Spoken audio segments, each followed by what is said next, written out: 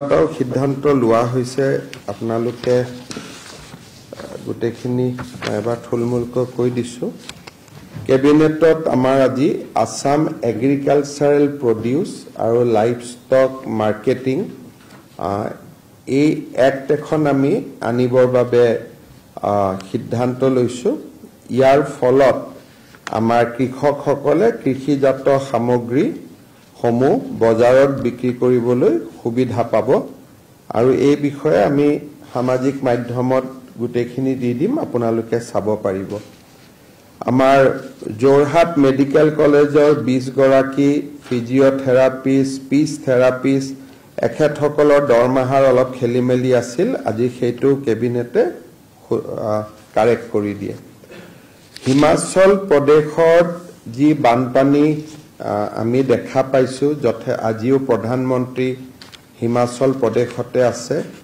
আৰু বান সাহায্যৰ তেখেতে তদাৰকি কৰিছে তাৰ অৱস্থা খুবেই বেয়া হিমাচল প্ৰদেশৰ আমি হিমাচল প্ৰদেশ চৰকাৰক অসম চৰকাৰৰ হৈ 5 কোটি টকা আগবঢ়াম আমাৰ মন্ত্ৰী প্ৰশান্ত ফুকন ডাঙৰীয়া ইতিমধ্যে নতুন দিল্লীলৈ ৰাওনা হৈছে কেবিনেটে 5 কোটি টকা হিমাচল প্ৰদেশ চৰকাৰক আগবঢ়াবৰ বাবে বান সাহায্যৰ বাবে আগবঢ়াবৰ বাবে সিদ্ধান্ত লৈছে আজি আমাৰ কেবিনেটে এইবাৰৰ উচ্চতৰ মাধ্যমিক পৰীক্ষাত 80 নম্বৰ বা তাতোকৈ ততোধিক নম্বৰৰ সৈতে উত্তীৰ্ণ হোৱা ছাত্ৰ ছাত্ৰীসকলক একোখনকৈ scooty Banikanta Kakati merit award হিচাপে দিবৰ বাবে সিদ্ধান্ত লৈছে 11250 গৰাকী বেনিফিচিয়াৰী থাকিব তাৰে 6860 গৰাকী ছাত্ৰী হ'ব আৰু 4390 গৰাকী ছাত্ৰ হ'ব আৰু অহা দুমাহৰ ভিতৰত আমি স্কুটিখিনি বিতৰণ কৰিব পৰা অৱস্থালৈ আহিব পাৰিম এতিয়া আজি কেবিনেটে লোৱা এটা গুৰুত্বপূৰ্ণ সিদ্ধান্ত মই আপোনালোকৰ আগত ক'ব খুজিছো আপোনালোকে জানে যে কেইদিনমান আগতে উচ্চতম ন্যায়ালয়ে নাগৰিকত্ব আইন যেটো 6A বুলি নাগৰিকত্বৰ আইনত যেটো ক্লজ ইনক্লুড কৰা হৈছিল সেই ক্লজটোৰ বৈধতা প্ৰদান কৰি সুপ্ৰিম কোৰ্টৰ সাংবিধানিক বিচাৰপীঠে এটা ৰায়দান কৰিছিল এই ৰায়দানটোৰ উদ্দেশ্য আছিল যে ভাৰতৰ আন ৰাজ্যত বিদেশী নাগৰিকৰ সময়সীমা 1951 কিন্তু অসম চুক্তিয়ে ইয়াক 1971 কৰে অসমৰ কিছু মানুহে ইয়াত আপত্তি কৰি উচ্চতম ন্যায়ালয়ত গোচৰ তৰিছিল আৰু উচ্চতম ন্যায়ালয়ে অসমৰ বিশেষ পৰিস্থিতিত 1971 সময়সীমাটো বৈধ বুলি ঘোষণা কৰিছিল আৰু আপোনালোকে জানে যে বিষয়টোত যেহেতু অসম চুক্তিয়ে 1971 বুলি কৈছিল উচ্চতম ন্যায়ালয়ে ইয়াক 71 বুলি ক'লে গতিকে সাধাৰণত অসমত ইয়াৰ বিশেষ প্ৰতিক্ৰিয়া নাছিলে কিন্তু সেই ৰায়দানটোতে এটা বিশেষ উল্লেখনীয় সুপ্ৰিম কোৰ্টে মন্তব্য কৰিছিল যে নাগৰিকত্ব আইনৰ 6A তাৰ মানে 1971 আৰু immigrant এক্সপালচন act 1950 both will go hand in hand তাৰ মানে এফালে 71 চনৰ আগলতে অহা বিদেশী সকল ভাৰতীয় নাগৰিক হ'ব ডিম ইণ্ডিয়ান সিটিজেন হ'ব কিন্তু 71ৰ পিছত অহা বিদেশী সকলক আমি ইমিগ্ৰেণ্টছ এক্সপালচন ফ্ৰম আসাম এক্ট 1950 অনুসৰি অসমৰ পৰা বহিষ্কাৰ কৰিব পাৰি এইটো সংবিধানিক আদালতৰ ন্যায় আছিল ইয়াৰ যেটো মিনিং বা আইনগত যেটো মিনিং আছিল তাৰ মূল মিনিং এইটোৱে যে বিদেশী ন্যায়াধিকৰণৰ এতিয়া কোনো আৰু প্ৰয়োজন নাই ট্ৰিব্যুনেলৰ যেটো ৰোল আছিল সেই ট্ৰিবিউনেলৰ ৰোলটো সুপ্ৰিম কোৰ্টে নালিফাই কৰি দিছিলে যে 1971 আগত অহা মানুহখিনিক আমি বৈধতা প্ৰদান কৰিলো কিন্তু 1971 পিছৰ অহা মানুহখিনি আপোনালোকে গভৰ্ণমেণ্টে illegal immigrant expulsion from Assam Act 1950 তাত ব্যৱহাৰ কৰিব পাৰিব এতিয়া যদি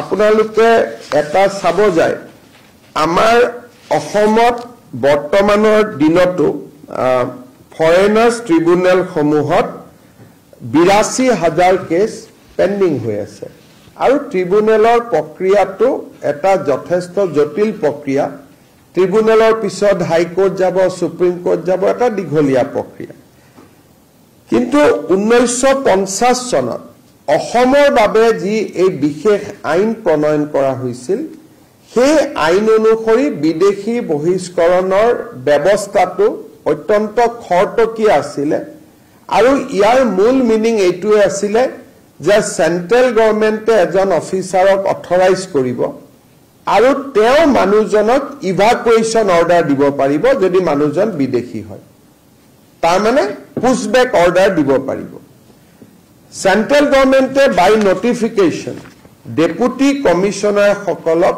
ডেজিগনেটেড অফিচাৰ বুলি ঘোষণা কৰিছে কিন্তু যেহেতু আইএমডিটি আহিলে কংগ্ৰেছ চৰকাৰ দিনত সোণোৱাল জাজমেন্টত আইএমডিটি বাতিল হোৱাৰ পিছত কংগ্ৰেছ চৰকাৰে ট্ৰিবিউনেল লৈ আহিলে এই আইনখন কৰবাত নহয় কৰবাত পিছত পৰি গল যিখন অসমৰ কাৰণে এখন বিশেষ আইন আছিল কিন্তু এই আইনখন কৰবাত নহয় কৰবাত পিছত পৰি গল সাংবিধানিক বিচাৰপীঠে এই আইনখনৰ ৰিলেভেন্স বা প্ৰাসংগিকতাক আকৌ এবাৰ আমাৰ সন্মুখলৈকে লৈ আহিলে আজি আমাৰ কেবিনেটে এই আইনখন কেনেকৈ প্ৰয়োগ কৰিব লাগে তাৰ ওপৰত যেটো ষ্টেণ্ডাৰ্ড অপাৰেটিভ প্ৰচিডিউৰ হ'ব লাগে তাক আজি কেবিনেটে ইয়াক এটা প্ৰস্তুত কৰে আৰু এই ষ্টেণ্ডাৰ্ড অপাৰেটিং প্ৰচিডিউৰ মতে যদি ডিসিক কোনোবাই জনাই যে মানুহজন বিদেশী বুলি বা বৰ্ডাৰ পুলিচে জনাই যে মানুহজন বিদেশী বুলি বা অন্যান্য সোৰ্সৰ পৰা যদি আমি গম পাও যে মানুহজন বিদেশী বুলি ডিসিয়ে সেই মানুহজনক 10 দিনৰ সময় দি এখন নোটিস দিব he will give a notice to the person to prove his citizenship within a period of 10 days আৰু 10 দিনৰ ভিতৰত যদি তেওঁ যি নথিপত্ৰ দিয়ে তাত যদি ডিসি সন্তুষ্ট নহয় on the day of 10th তেওঁক ইভাকুৱেশ্যন অৰ্ডাৰ পাস কৰিব দিছে যে এই মানুহজনক পুশবেক কৰিব লাগে ভাৰতৰ পৰা আৰু লগে লগে এই মানুহজনক আমি হোল্ডিং সেন্টাৰলৈকে লৈ যাম আৰু হোল্ডিং সেন্টাৰৰ পৰা যি ধৰণে সময়সূচী উলাই বিএসএফ এ তেওঁ বাংলাদেশলৈকে বা পাকিস্তানলৈকে পুশবেক কৰিব সো আজি এই এসওপিখন কেবিনেটে অনুমোদন দিয়ে তাৰমানে এজন মানুহৰ বিচাৰ 10 দিনৰ ভিতৰত সম্পূৰ্ণ হৈ যাব whether he is foreigner or not foreigners কোনো ট্ৰিবিউনেলে সিদ্ধান্ত নলয় ডিসিয়ে সিদ্ধান্ত লব ডেপুটি কমিশনাৰ সিদ্ধান্ত লব and decision will be taken within 10 days যদি এই মানুহজন 12 ঘণ্টা হৈছে অসমত হুমুৱা তেতিয়া হলে চকজু কৰিব নালাগে তেওঁ ডাইৰেক্টলি পুশবেক অৰ্ডাৰ দিব পাৰিব ইফ ফ্ৰেছ ধৰক আজি ৰাতি খুমাইছে আমি আজি ৰাতি উইদিন 12 ঘণ্টাত আমি ধৰিছো তেতিয়ালে 10 দিনৰ নোটিছখনো দিব নালাগে তেওঁক লগে লগে আমি পুশবেক কৰিব পাৰিম আজি কেবিনেটে বিদেশী বহিষ্কাৰৰ ক্ষেত্ৰত এটা ঐতিহাসিক সিদ্ধান্ত গ্ৰহণ কৰে সুপ্ৰিম কোৰ্টৰ সাংবিধানিক ন্যায়ালয়ৰ জাজমেন্টৰ ওপৰত ভিত্তি কৰি আজি কেবিনেটে অসমত প্ৰথমবাৰৰ বাবে ট্ৰিবিউনেলৰ ব্যৱস্থাটোক বাইপাস কৰি আমি ইমিগ্ৰেন্টছ এক্সপালছন ফ্ৰম আসাম এক্ট 1950 আমি ব্যৱহাৰৰ বাবে সিদ্ধান্ত লৈছো ইয়াৰ ফলত বিদেশী বহিষ্কৰণৰ প্ৰক্ৰিয়াটো ক্ষিপ্ৰ হ'ব, তড়িৎ গতিত কৰিব পৰা হ'ব। এজন মানুহক বিদেশী বুলি বৰ্ডাৰ পুলিচে সন্মুখলৈকে লৈ অহাৰ পিছত ডিসি আৰু ডিসি মানে এডিসিও, ডিসি আৰু এডিসি তেওঁলোকে 10 দিনৰ ভিতৰত সিদ্ধান্ত দিব পাৰিব। সিদ্ধান্ত দিয়াৰ পিছত আমি কোনো এম্বেসিক যোগাযোগ কৰিব নালাগে, আমি ডাইৰেক্টলি তেওঁক ইভাকুৱেশ্যন কৰিব পাৰিম। We will be able to evacuate them from Assam. আৰু of course আমি নোৱাৰো BSF এ কৰিব, কিন্তু BSF ক আমি গটাই দিম for next step, to take the next step of evacuating from Assam. এই সিদ্ধান্তটো এটা মই ভাবো যে ঐতিহাসিক সিদ্ধান্ত আজি অসম কেবিনেটৰ, আৰু এই সিদ্ধান্তই বিদেশী নাগৰিক বহিষ্কাৰৰ প্ৰক্ৰিয়াটো খুব তৎকালীনভাৱে নিষ্পত্তি কৰাত সহায় কৰিব।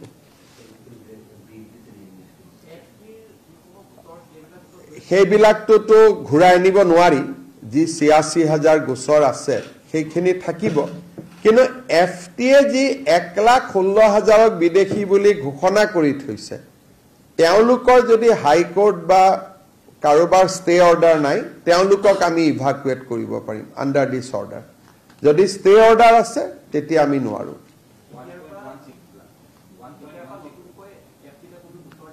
এতিয়া আমি আৰু FT লৈ নতুনকৈ একো গোচৰ নিদিওঁ। আমি 10 দিনৰ ভিতৰত তেওঁক ডিচিৰ ওচৰত প্ৰমাণ দিবৰ কাৰণে দিম। গতিকে ডিচিয়ে যি সিদ্ধান্ত ল'ব সেইটোৱে আমি মান্যতা হ'ব। য'ত কনফিউজিং কেছ আছে, ডিচি সিদ্ধান্তত আহিব নোৱাৰিব, সিহে FT লৈকে যাব। এনেকুৱা নহয় যে ডিচিৰ ওচৰত আহিলে ডিচিক 3খন কাগজ দেখুৱালে ডিচি কনফিউজ হৈ গ'ল, যে প্ৰাইমা ফেচি তেওঁ বিদেশী হয় নে নহয় ডিচিৰ ডাউট হ'ল, তেতিয়া তেওঁ ট্ৰিব্যুনেলত পঠাব। ট্ৰিব্যুনেল ব্যৱস্থাটো সম্পূৰ্ণ নিৰস নহয়। যদি প্ৰাইমা ফেচি ডিচি সিদ্ধান্তত আহিব নোৱাৰে, তেতিয়াহ'লে ডিচিয়েতো সদায় কেছটো চলাই থাকিব নোৱাৰে, তেওঁৰ আৰু বহুত কাম আছে, তেতিয়া ডিচিয়ে সেই কেছটো ট্ৰিব্যুনেলত দিব।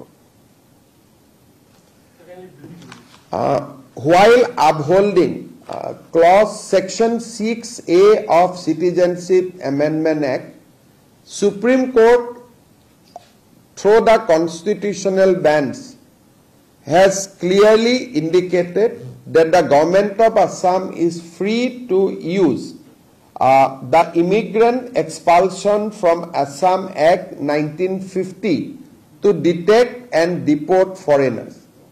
Under this act, the Deputy Commissioner is empowered by the central government to evacuate any person who is, in the view of Deputy Commissioner, is considered to be a foreigner. Today, State Cabinet has come out with a standard operative procedure to implement the act in letter and spirit. Under the new SOP, Deputy Commissioner will give 10 days time to the suspected person to prove his citizenship. If Deputy Commissioner, after 10 days hearing the person, come to the conclusion, prima facie come to the strong conclusion that the person is a foreigner, then he will immediately pass a order of evacuation. The foreigners will be immediately evacuated or will be pushed back from Assam. However, if Deputy Commissioner could not come, is not able to come to a proper conclusion, then the matter will be referred to the Foreigners Tribunal for further hearing. Under this act, as mandated by Supreme Court, now it will be much easier for the government of Assam to push back foreigners once he is detected and the Deputy Commissioner comes to the conclusion that he is indeed a foreign national. So this is a landmark decision of Assam Cabinet. Never before we have attempted this act. Now, as Supreme Court has clearly mandated, we are going to implement this act letter and spirit. Since Assam has a tribunal to judge who is a foreigner or not, now will Because Supreme Court has mandated implementation of the Immigrant Expulsion Act, Expulsion from Assam Act 1950. This act gives power to Deputy Commissioner, not to the tribunal. So any action which will be taken under this act will not be referred to the tribunal. But if DC become confused and he could not come to a conclusive opinion whether this person is foreigners or not, then of course matter will be referred to the tribunal. Also, are you putting any cut-off date from where this SOP is going to be implemented, given the fact that there are pending cases in the tribunal? Pending cases will not come back to the DC, but any person who entered post 1971 can now be produced before the Deputy Commissioner. So cut-off date is 71. So it means a new case which is not with the tribunal. Any case which is a new case, not under the proceeding of the tribunal, will come to the DC now. We are not going to refer any more cases to tribunal from henceforth. It will go to the DC. DC will hear, and if DC develop a doubt that whether he is a foreigner or not, those cases will go to the tribunal. But where DC will develop or will have a conclusive opinion that this guy is from Bangladesh or Pakistan, then he will be pushed back immediately.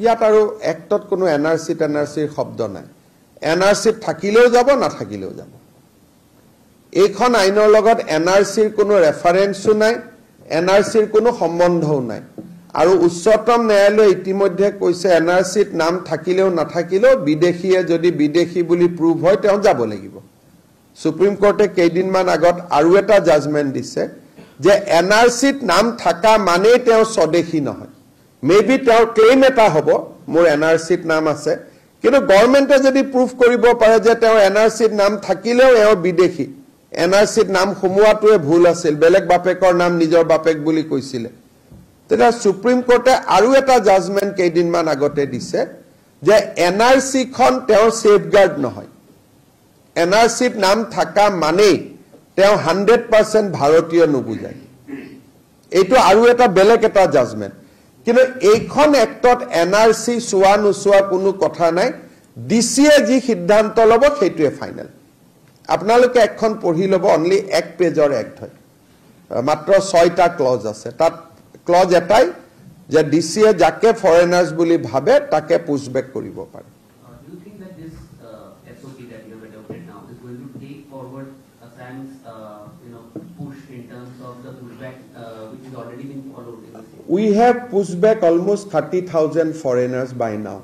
So I think the pushback data has reached to 30,128. In how many years? This is a data, I am not dividing it into years.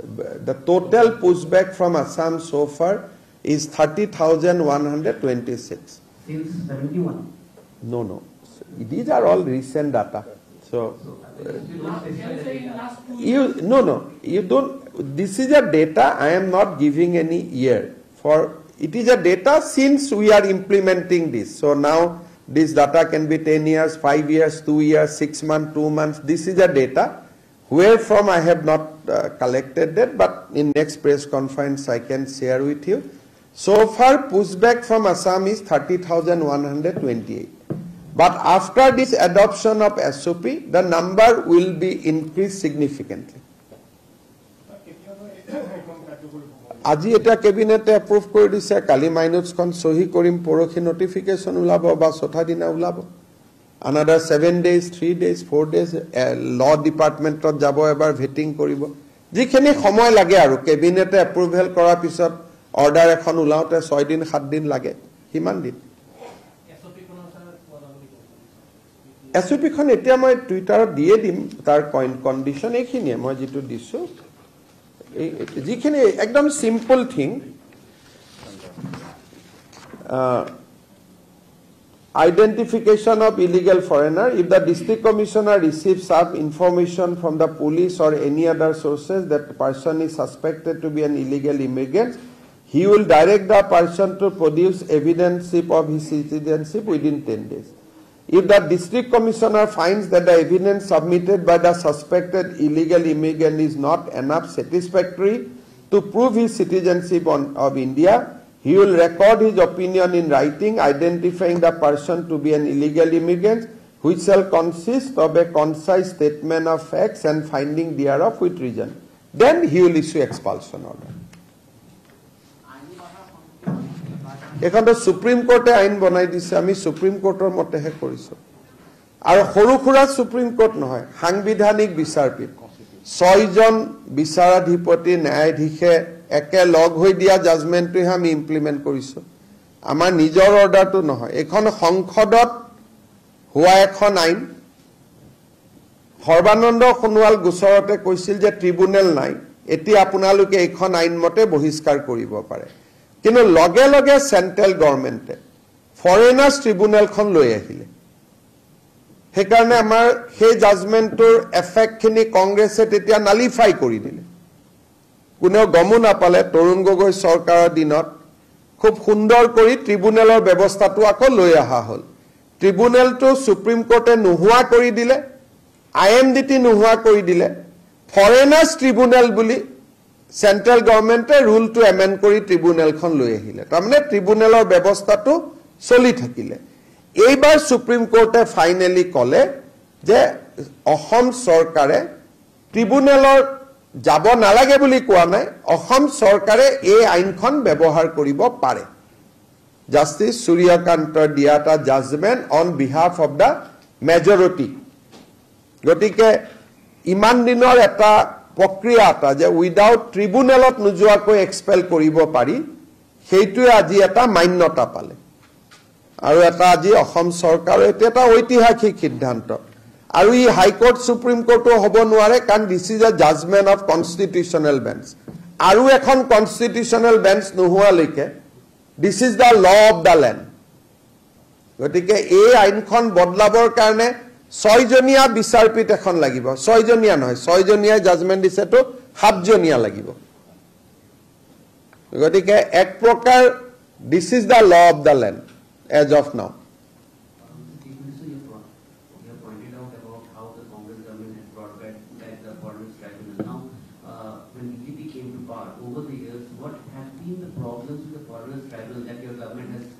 You see, foreigners tribunal doesn't have the order of giving pushback order. So when a person is detected as a foreigner, we have to inform Ministry of External Affairs. Then they will talk to the Bangladesh. Bangladesh has to accept the person as a foreigner. So far, Bangladesh has accepted only 466 people. But the tribunal has detected 1,68,000 people. And Bangladesh has accepted only 400. So this, if a tribunal gives judgment, then you have to follow the diplomatic channel. You cannot push back. But pushback is always not successful. Sometimes BDR stop the pushback. They also come, they say, no, you cannot push back. But Deputy Commissioner can now give order of pushback, and once the order of pushback is given, his name will be deleted from the voter list. So now at least we can, once DC passed an order within 10 days, we can take action against the foreigners. Expulsionৰ আগতেতো বহুত কাম কৰিব পাৰি। তেওঁৰ প্ৰপাৰ্টিটো সিজ কৰিব পাৰি, being the foreigner. তেওঁৰ নাম ভোটাৰ তালিকাৰ পৰা কাটিব পাৰি, বহুত কৰিব পাৰি। ট্ৰিব্যুনেলত এইটো নোৱাৰি, যেতিয়ালৈকে ডিপ্লমেটিক চেনেলেদি এইটো এগ্ৰি নহয়। আৰু ট্ৰিব্যুনেলৰ অৰ্ডাৰ এগেইনষ্টত হাইকোৰ্ট যাব সময় পায়। ইয়াতো 10 দিনত অৰ্ডাৰ হ'ব, সেই ৰাতি আমি পুছবেক কৰি দিম, হাইকোৰ্ট সুপ্ৰিম কোৰ্টত যোৱাৰ প্ৰশ্নটোৱে নাহিব। So this is a very fast track solution. And Supreme Court has said that you adopt this. This is not what Ahom Cabinet said. We are only issuing the SOP. So now on diplomatic channel will not be required anymore. The order of the language of the act is that Deputy Commissioner will pass the order of evacuation. The order of evacuation will now be passed by the Deputy Commissioner. But this act can be implemented only for Assam. And Assam, Nagaland and Mizoram, Arjual Assam. 1950 G Assam asile, tar karne ekhon applicable. Belek state no hoy. 1950 tami Assam buli kole, jito bor Assam asil, bor Assamot etu implementable. Assam of 1950. So Meghalaya is included, Mizoram is included, Nagaland is included. So this Assam jikhon asil 1950 jitu Assam asil. So this is a kuneo mane Supreme Court of bahute party asile kuneo case to soa nasil ebar manoniyo Griha Mantri Amit Shah Dangoria ahote ami alochona korisilu. He has, because this is a central act. Central government has only authorized our DCs. So the mother act is with the MHA. So I discussed with him and he has given instruction to us that go ahead as per the provision of the act. The betrayal jetia etu eta Congress e dangor biswaghatakota korisil jodi apunaloke Sarbananda Sonowaল judgment sai that operating order asil je tribunal is quashed within 3 মাহ kuneo protest no koile Congress brought back the tribunal agot naam to asil IMDT kori dile foreigners tribunal niyom mote tetia sei order jodi nahileten a ekkhon mote expel holeten. So they have somehow sabotaged implementation of this act in that point of time. Supreme Court amak kole tumaloke kyo rokhi asa, why not you are implementing this? Ami to badha dia nai, tribunal khon central government e bonaise, but central government to Supreme Court er uporot nohoy. So this is a very good judgment, one should read it. Eti ami 10 dinor bhitorot hisab nikas kori pelabo pari. Pushback kiman সম্ভৱ হ'ব নহ'ব বাংলাদেশেও তো আৰু এনে pushback কৰিলে লব নলব আছে কিন্তু at least they will be declared as a foreigner. আৰু আমি pushback ও ভাল কৰি আছো যোৱা কালিও 18 জন কৈছো আৰু 42 জন pushbackৰ কাৰণে এতিয়াও আমাৰ হাতত ৰখি আছে গতিকে every weekত আমি 30-40 টো pushback ও কৰি আছো.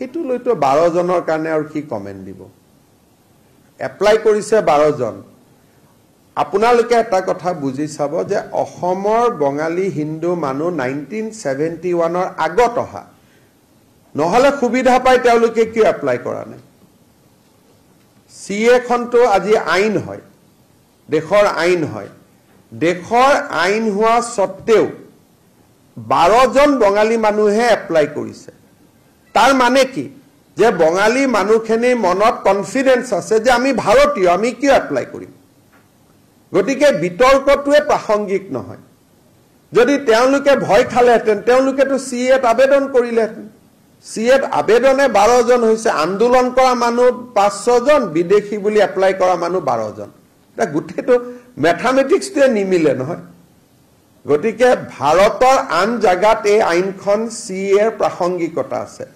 অসমত সিএৰ কোনো প্ৰাসংগিকতাই নাই আজি তো আপোনালোকে কিমান সিএ কৰি থাকিলে পাবলিসিটিটো কত কম হোৱা নাই মাত্ৰ 12 জনেহে আবেদন কৰিলে এটা 12 জনৰ কাৰণে অসমৰ মুখ্যমন্ত্ৰীয়ে কি কমেন্ট দিব কক আপুনি ভিত্তি বৰ্ষ লাগিলে 2016 কৰক বা 24 কৰক 50 কৰক আবেদনটো আহিব লাগিব এতিয়া 24 ভিত্তি বৰ্ষ কৰাৰ পিছত এখনো আবেদন আহিছে নেকি মইতো সকলোকে কৈছো সমা অপেক্ষা কৰক যদি আবেদন আহে আমি বহি কথা পাতিম আবেদনে অহা নাই তাৰমানে অসমৰ বঙালী মানুহখিনি অহাৰ হিষ্ট্ৰীটো আপোনালোকে জানিব লাগিব তেওঁলোকে 71 ৰ আগতে ইয়াতে ৰিফিউজি কেম্পত আহিছিল আৰু অসম চুক্তিয়ে এই মানুহখিনিক ভাৰতীয় স্বীকৃতি দিয়ে তেওঁলোকক সিএৰ প্ৰয়োজনে নাই সিএৰ প্ৰয়োজন থাকিলেহে আমি আলোচনা কৰিম আমি তো এডভাৰটাইজও কৰিছো যে কোনে কোনে সিএত আবেদন কৰে কৰক বুলি কোনেও নকৰে কান কৰিলে বাংলাদেশৰ গাঁওখনৰ নাম দিব লাগে এটা বঙালী হিন্দু মানুহজনে গাঁৱৰ নামেই নাজানে গতিকে তেওঁ ক'ৰ পৰা দিব সেইকাৰণে এইটো এটা বিতৰ্কৰ কোনো কথা নাই কাৰণ যদি 1 লাখ মানুহে আবেদন কৰিলেতেন 1.5 লাখে আবেদন কৰিলেতেন তেতিয়া আমি কথাটো পাতো 12 জন মাত্ৰ শহীদ কেইজন হৈছিল 5 জন আৰু 12 জনৰ ভিতৰত আবেদন গ্ৰাহ্য হৈছে 3 জন তাৰমানে যিমান মানুহৰ মৃত্যু হল সিমান আবেদনে গ্ৰাহ্য নহল গতিকে সিএৰ আন্দোলনটো বা এইটোক লৈ যিমান প্ৰশ্ন কৰা হয় ইয়াৰ প্ৰাসংগিকতাটো অসমত নাই সকলো আইনৰ প্ৰাসংগিকতাটো সকলো ৰাজ্যতে নাথাকেতো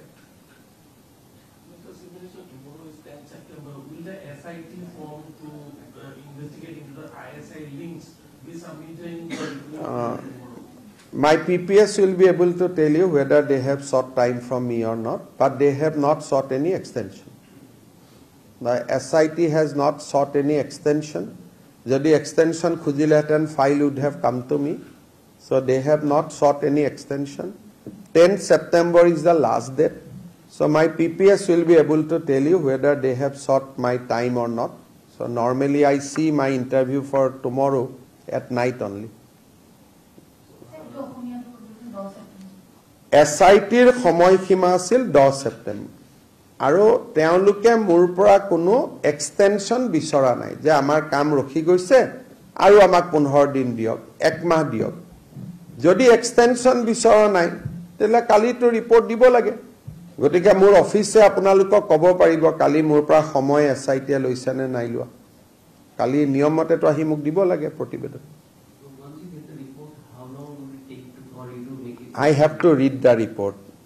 Suppose in read certain serious issue is there.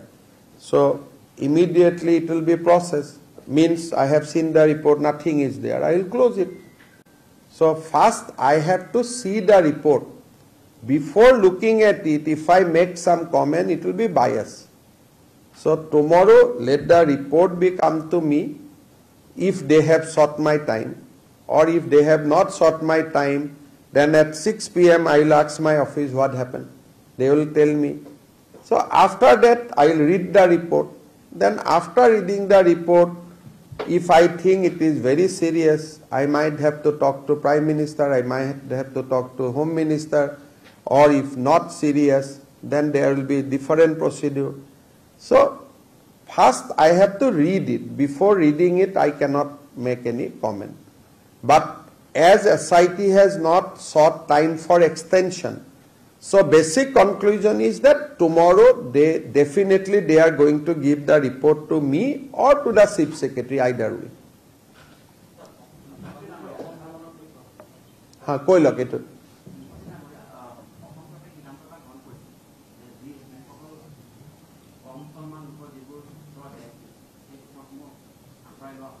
Kot koisu moi? আমিতো কৈয়ে আছো নহয় যে বিদেশী বুলিলে আমি জাগ বুজো তাৰ ওপৰত আমি কেছ কৰি আছো গতিকে বাকিখিনি আপোনালোকৰ কথা খালি মই আপোনালোকক বাৰে বাৰে এটাই কৈ আছো যে যদি বঙালী হিন্দু মানুহখিনি বিদেশী হলেতেন তেওঁলোকে সিএত আবেদন কৰিলেহেঁতেন সিএত যেহেতু আবেদন কৰা নাই তেওঁলোকে গতিকে মই ভাবো যে সন্দেহৰ চকুৰে তেওঁলোকক চোৱাৰ কোনো প্ৰয়োজনে নাথাকে যদি কিবা থাকিলেতেন তো তেওঁলোকে দৌৰি নাহিলেতেন জানো এখন পুৰা আইন আছে ইচ্ছা কৰিলে ভাৰতীয় হ'ব পাৰে তেওঁলোক কিয় আহা নাই আজিটো কিমান বছৰ হৈ গল সিএ আহা 2 বছৰ হৈ গল নি 2 বছৰ হৈ গল 2 বছৰত এজনো মানুহ নাহিলে ৰাতিৰ ভিতৰতেতো আহা কথা আছিল মইতো প্ৰশান্ত ৰাজগুৰু ইন্টাৰভিউ দেখিছিলো তেওঁ চোৱা গুটে চাহ বাগিচা বিলাক ক্যাপচাৰ কৰি লব ইটু লব ৰাতিৰ ভিতৰতে এজনে 20 লাখ হলে কিনে এক কোটি আহিলা ডিব্ৰুগড় ইউনিভাৰ্চিটিৰ পৰা যে ছোৱালী কেজনী মানে ফোন কৰি কান্দিছিলে এটো প্ৰায় 1 কোটি আছিল প্ৰায় 1 কোটি আছিল গতিকে এতিয়া 12 জন হোৱা নাই বঢ়াই দিলে 1 কোটি 90 লাখ গতিকে জিটো কথা সময় নষ্ট কৰাৰ প্ৰয়োজন নাই আৰু মই বাৰে বাৰে কৈছো যে বঙালী হিন্দু মানুহখিনিৰ ওপৰত সন্দেহৰ আঙুলিটো তোৱাৰ কোনো প্ৰশ্নই নাথাকে কাৰণ তেওঁলোককটো ইন্দিৰা গান্ধীয়ে নিজে লৈ আহিছিল যে আপোনালোক ভাৰতত থাকক বুলি আৰু যেতিয়া আমি বাংলাদেশ স্বাধীন কৰিলো ইন্দিৰা গান্ধীয়েতো কতো লিখা নাছিল যে এইখিনি মানুহক আমি ঘূৰাই পঠাম বুলি এই মানুহখিনি ময়ো প্ৰথমতে ভাবিছিলো দুই এজন পিছতা হৈ আছে নেকি ইমান বিজেপিয়ে ফৰ্মো ছপাই দিছিলে যে কোনবা যদি আছে অন্তত চেষ্টা কৰক আহক বুলি অসমত নহয় পশ্চিম বংগত কোনো আবেদন নাই কৰা সিয়ে তাৰ মানে কি যে মানুহখিনি কনভিন্স মই এটা সৰু আপোনালোকক উদাহৰণ দিম দুলাল নাথ বুলি এজন বেংগলী হিন্দু মানুহ আছে তেওঁ কোৰ্টে কলে যে তেওঁ বাংলাদেশী ট্ৰিব্যুনেলে আমি তেওঁ কলো তই জেলত থাকাকৈ সিয়েত এখন আবেদন কৰি দে তই নাগৰিকত্ব পাই যাবি তেওঁ কলে মই আহিছো ৭১ত মই কিয় সহি কৰিম আজিও বিদেশী ছাপটোলৈ তেওঁ ঘূৰি আছে কিন্তু তেওঁ সহি নামাৰে যে মই যেটা আহিছো ৭১ত মই কিয় মই ক'ৰ পৰা জানি বাংলাদেশৰ কোন গাঁও আছে মোৰ দেউতা মৰি গল মইতো বাংলাদেশৰ গাঁৱৰ নামেই নাজানো এটা মই ফৰ্মখনত কেনেকে লিখিম বাংলাদেশৰ গাঁৱৰ নামটো এই ফৰ্মখনো সিয়েৰ কমপ্লিকেটেড হয় তাত বাংলাদেশৰ গাঁৱৰ নামটো লিখিব লাগিব সেইকাৰণে মই ভাবো যে বেংগলী হিন্দু মানুহখিনি 2 বছৰ হল সিয়েত এখনো আবেদন কৰা নাই তাৰ মানে বুজা যায় যে তেওঁলোকৰ বিশ্বাস আছে যে তেওঁলোক ভাৰতীয় বুলি সেইকাৰণে আমি এটোলৈ অযথা বিতৰ্ক কৰি লাভ নাই কিন্তু যদি 1 লাখ 1.5 লাখে আবেদন কৰে আমি নিশ্চয় কথা পাতিম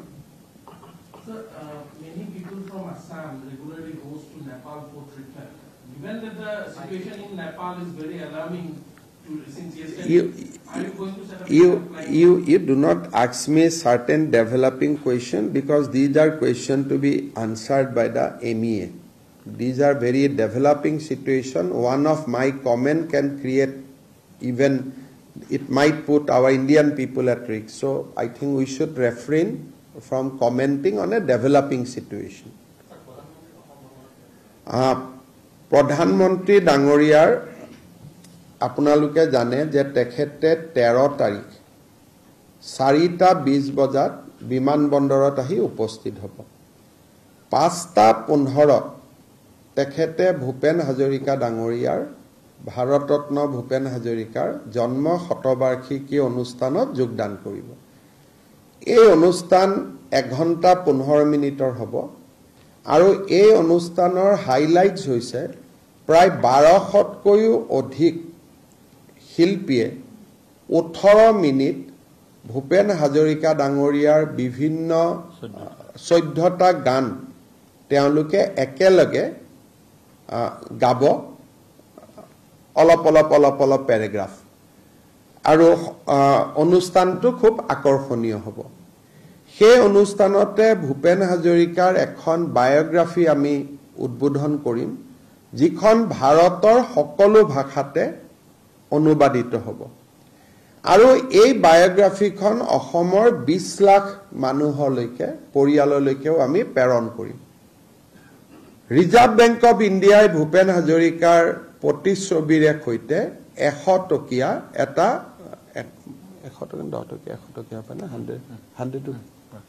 100 rupeesৰ এটা কইন উলিয়াইছে মই অলপমান কাৰেক্টেড ষ্টেণ্ড কাৰেক্টেড 10 টকীয়া হ'ব পাৰে 100 টকীয়া হ'ব পাৰে মই যাতে ভুল ন দিবেদি থোৰা চেক কৰকে বাতান ভূপেন হাজৰিকা ডাঙৰীয়াৰ প্ৰতিচ্ছবিৰে সৈতে তেওঁলোকে প্ৰকাশ কৰিছে ইতিমধ্যে মিনিষ্ট্ৰি অফ ফাইনেন্সে তাক নটিফাই কৰিছে এই মুদ্ৰাটো প্ৰধানমন্ত্ৰী ডাঙৰীয়াই উদ্বোধন কৰিব 1 ঘণ্টা 15 মিনিটৰ অনুষ্ঠান সামৰি 1 নম্বৰ গেষ্ট হাউছত প্ৰধানমন্ত্ৰীয়ে নিশা কটাব 14 তাৰিখে 11 বজাত তেখেত মঙ্গলদৈত উপস্থিত হ'ব মঙ্গলদৈত তেখেতে Darrang medical college nursing college আৰু জিএনএম স্কুলৰ আধাৰশিলা স্থাপন কৰিব 567 crores তাতে তেওঁ নাৰেংগী আৰু কুৰুৱাৰ মাজত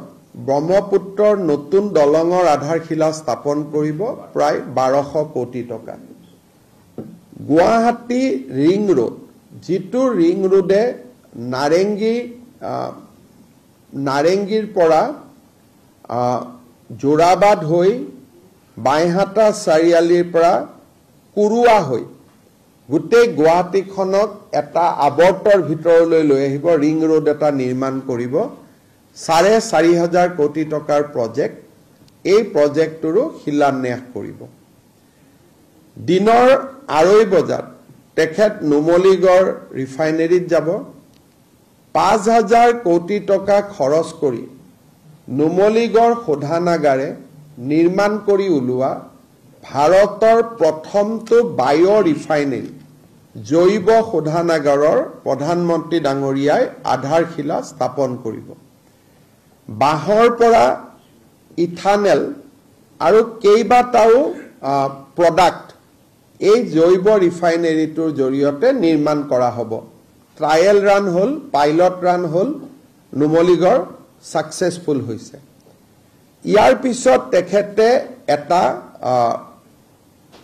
পলিপ্ৰপেলিন যি বিভিন্ন ধৰণৰ কেমিকেলছ নিৰ্মাণ কৰিব, প্লাষ্টিক নিৰ্মাণ কৰিব, 7,000 কোটি টকাৰ প্ৰকল্প, তাৰ আধাৰশিলা স্থাপন কৰিব। সৰ্বমুঠ উদ্বোধন আৰু শিলান্যাস 18,000 কোটি টকাৰ হ'ব গোটেই দিনটোত। তাৰ পিছত প্ৰধানমন্ত্ৰী ডাঙৰীয়া যোৰহাট বিমানবন্দৰেদি কলিকতালৈ উভতি যাব। এইটো হ'ল তেখেতৰ দুদিনীয়া কাৰ্যসূচী। এতিয়া মই আৰু এটা কথা ক'ব খুজিছোঁ। গুৱাহাটীত বহুতো ব্যক্তিয়ে বা অসমৰ বহু ব্যক্তিয়ে ডক্টৰ ভূপেন হাজৰিকাৰ অনুষ্ঠানটো চাবলৈ ইচ্ছা প্ৰকাশ কৰিছে। কালি দিনৰ 11 বজাৰ পৰা যিসকলে ডক্টৰ ভূপেন হাজৰিকাৰ সোঁৱৰণি অনুষ্ঠানটো চাব খুজিছে তেওঁলোকে কলাক্ষেত্ৰৰ পৰা পাছ সংগ্ৰহ কৰিব পাৰিব আৰু সাংস্কৃতিক সঞ্চালকালয় ৰবীন্দ্ৰ ভৱনৰ পৰাও পাছ সংগ্ৰহ কৰিব পাৰিব। অৰ্থাৎ কোনো মানুহে যাতে ভূপেন হাজৰিকা ডাঙৰীয়াৰ অনুষ্ঠানটো চোৱাৰ পৰা বঞ্চিত হ'ব নালাগে তাৰ বাবে চৰকাৰে পাছ দিয়াৰ ব্যৱস্থা কৰিছে। 12 তাৰিখলৈকে আমি 12 তাৰিখ ৰাতিপুৱা 10 বজালৈকে আমি পাছ দিম। আৰু যদি সোনকালে শেষ হৈ যায় 10,000ৰ কেপাচিটি বোলে 10,000 লৈ গ'ল তেতিয়া ডেফিনেটলি আগতে আমি বন্ধ কৰিব লাগিব। কিন্তু মই ভাবোঁ 10,000 নহয়গৈ, তথাপিতো ৰাইজৰ কাৰণে এইটো এটা মুকলি ঘোষণা। যোনে যেনেকে বিচাৰে তেনেকে হয় কলাক্ষেত্ৰ নহ'লে ৰবীন্দ্ৰ ভৱনৰ পৰা তেওঁলোকে পাছ সংগ্ৰহ কৰিব পাৰিব। আৰু এইটো 13 তাৰিখে 5 বজাত অনুষ্ঠান হ'ব। গতিকে যিসকলে চাব খুজিব পাছো সংগ্ৰহ কৰিব আৰু 3:30 বজাত তেওঁলোকে হলত প্ৰৱেশ কৰিব লাগিব। আৰু এই অনুষ্ঠানত আমি ভূপেন হাজৰিকা দেৱৰ পুত্ৰ তেজ হাজৰিকা, সমৰ হাজৰিকা, ৰজ হাজৰিকা তেনেকে আমি পৰিয়ালৰ সকলোকে আমন্ত্ৰণ জনাইছোঁ আৰু সকলো উপস্থিত থাকিব। আৰু অসমৰ প্ৰতিখন জিলাৰ পৰা 60 গৰাকী 50 গৰাকীকৈ ব্যক্তি আহিব অনুষ্ঠানত যোগ দিব, যিসকলে জীৱনত কোনোবা এটা নহয় কোনোবা সময়ত ভূপেন হাজৰিকাৰ সান্নিধ্য লাভ কৰিছিলে। আমি কাকো বাদ দিব খোজা নাই অনুষ্ঠানটোত। কোনোবা বিহুত ভূপেন হাজৰিকাৰ গান গাইছিলে তাৰ সম্পাদকজন, কাৰোবাৰ ঘৰত ভূপেন হাজৰিকা আছিলে তেওঁ, কোনোবাই ভূপেন হাজৰিকাৰ গাড়ী চলাইছিলে তেওঁ, কোনোবা হোটেলত ভূপেন হাজৰিকাই ভাত খাইছিলে তেওঁ। এনেকে ডিচিসকলে যিমান পাৰি মানুহক সংগ্ৰহ কৰিছে, প্ৰায় 1200 মানুহ আহিব যোনে নেকি ভূপেন হাজৰিকাৰ বিভিন্ন সময়ত সান্নিধ্য লাভ কৰিছিলে। আৰু সমবেত সংগীতটো এটা অলপ নতুন ধৰণৰ হ'ব।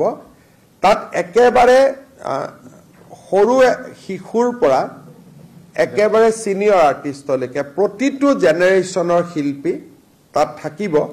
18 মিনিট সময় ভূপেন্দ্ৰ সংগীত তেওঁলোকে পৰিৱেশন কৰিব। মুদ্ৰাটোৰ বিষয়ে মই ঠিকে কৈছিলোঁ, এইটো 100 টকাৰ মুদ্ৰা। আৰু কিবা থাকিলে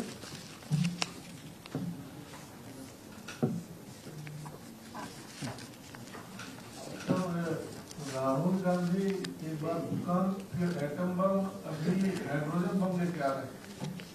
देखिए, काल पूरा असम प्रदेश ने भूपेन हजारिका का बर्थ सेंटिनरी ऑब्जर्व किया।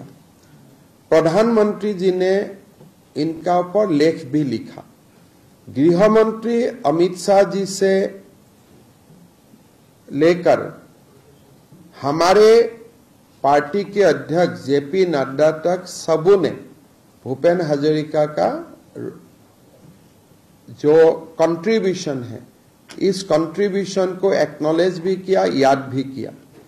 लेकिन राहुल गांधी में पहले नहीं बोलते थे, लेकिन अभी Rahul Gandhi leader of opposition है।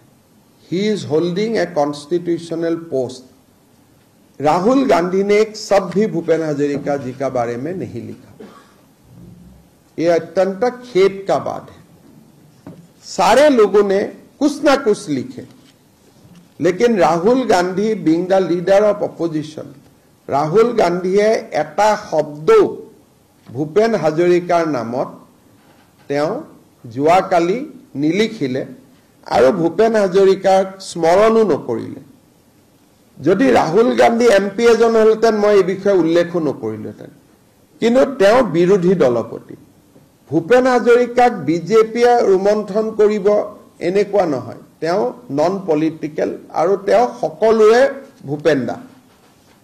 राहुल गांधी बीइंग द विरोधी दलपति तेखेते भूपेन हजारिकाक स्मरण नकरातो अहोमर राइज अत्यंत दुखित और क्षोभित। गतिके मैं अहोमर राइजर फिलिंग्सटो आपनालोকক कलो। बाकी हाइड्रोजन बम में लाके न्यूक्लियर लेके हमारा कुछ फर्क पड़ने वाला उसमें नहीं है। वो एक कार्टून है, कार्टून ही बना रहेगा।